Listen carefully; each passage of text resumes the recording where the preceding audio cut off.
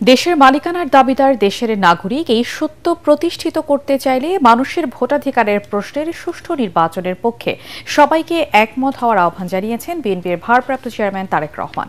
জাতীয় প্রেস ক্লাবে জাতীয় কবিতা পরিষদের মতবিনিময় সভায় ভার্চুয়ালি যুক্ত হয়ে তিনি বলেন, ভোটের অধিকার রক্ষার মাধ্যমে মানুষের বাক স্বাধীনতার অধিকার প্রতিষ্ঠা করতে হবে। তারেক রহমান বলেন, শহীদের রক্তের দায় পরিশোধের সময় এসেছে, সবার কণ্ঠে ঐক্যের প্রতিধ্বনি উচ্চারিত হতে হবে। মানুষের প্রত্যাশিত বাংলাদেশ গড়তে সবার সহযোগিতা চান তারেক রহমান। তিনি বলেন, বিতাড়িত স্বৈরাচারের পুনর্জাগরণ প্রতিহত করতে প্রতিজ্ঞাবদ্ধ হতে হবে।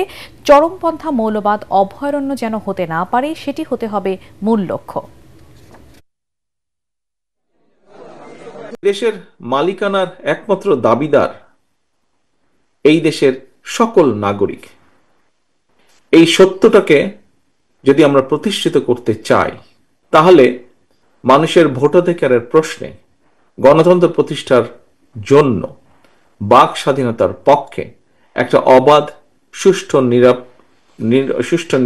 নির্বাচনের পক্ষে আমাদের সকলকে ঐক্যবদ্ধ হতে হবে। অর্থাৎ একটি অ্যাকাউন্টেবল অবস্থা দেশে তৈরি করা একান্তই প্রয়োজন। দেশের সার্বভৌমত্ব রক্ষায় সকল শহীদের রক্তের দায় পরিশোধের সময় এসেছে আজ।